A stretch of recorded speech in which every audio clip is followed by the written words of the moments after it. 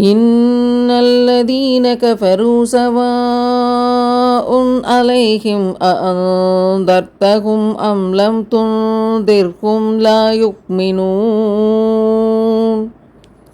நிச்சயமாக காஃபிர்களை, இறைவனை நிராகரிப்போரை நீர் அச்சமூட்டி எச்சரித்தாலும் சரி அல்லது எச்சரிக்காவிட்டாலும் சரி, அவர்கள் ஈமான் இறை நம்பிக்கை கொள்ள மாட்டார்கள்.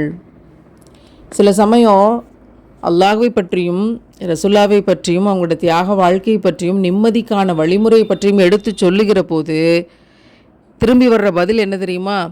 அட போமா, உனக்கு வேறு வேலை இல்லை. எத்தனையோ முறை பரிதவிப்போடு நம்ம எடுத்து வைக்கும்போதும் அவங்களால அதை ஏற்றுக்கொள்ள முடியலை அப்படிங்கிறத பார்த்து பெரிய பரிதவிப்புக்கு ஆளாகி நம்ம கவலைப்பட்டு நிற்கும் போது அல்லாஹ் சொல்கிறான், உங்களுக்கு நல்ல விடயங்களை, ஏக இறைவனை, சத்தியத்தை, நேர் வழியை அவங்களுக்கு எடுத்து சொல்கிறது மட்டும்தான் வேலையே தவிர அதை நினச்சி கலங்கி அழுது பரிதவிக்க வேண்டியது உங்களோட வேலை இல்லை.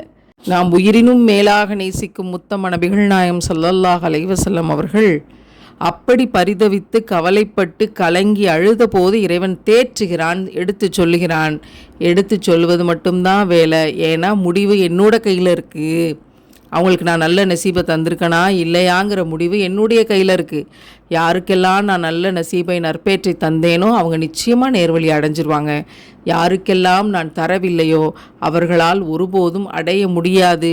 நீங்கள் அவர்களுக்கு நேர்வழியை எடுத்து சொன்னாலும் ஒன்று தான், சொல்லாட்டியும் ஒன்று தான், அவங்க செவிடர்களாக இருப்பார்கள் அப்படின்னு இறைவன் எடுத்து சொல்கிறான். அப்படின்னா எவ்வளோ பெரிய ஆறுதலும் இருக்குது, எவ்வளோ பெரிய பரிதவிப்பும் இருக்குது. இதையெல்லாம் தாண்டிய மகத்துவத்தின் பேரொளியை இறைவன் நமக்கு சத்தியமாக, இஸ்லாமாக, அழகிய மார்க்கமாக தந்திருக்கிறான். அப்படின்னா அதை எத்தனை பேணுதலோடு கவனித்து அதில் நம்ம ஒவ்வொரு விடயத்திலையும் நிலை நிற்கணும் அப்படிங்கிறது நம்ம இன்னும் கூடுதலாக கவனமாக ஆழ்ந்து யோசிக்க வேண்டிய செய்தி. வல்ல ரஹ்மான் நல்ல நசீபை நம் அனைவருக்கும் தந்தருள்வானாக. ஆமீன்.